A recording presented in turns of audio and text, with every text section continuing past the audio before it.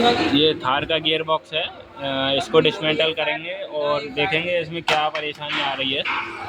जो गियर के अंदर से इसका साउंड आ रहा है, ये थार खड़ी हुई लगी हुई है अपनी इसकी। ये अपनी थार का गियर बॉक्स है। इसको डिसमेंटल करेंगे। इसका वेयरिंग तो सही है क्लच वाला। इसकी क्लच और फ्राइवल चेक करते हैं। इसका क्लच तो सही है और फ्राइवल भी सही है, आप देख सकते हो। सेल्व भी सही है इसका।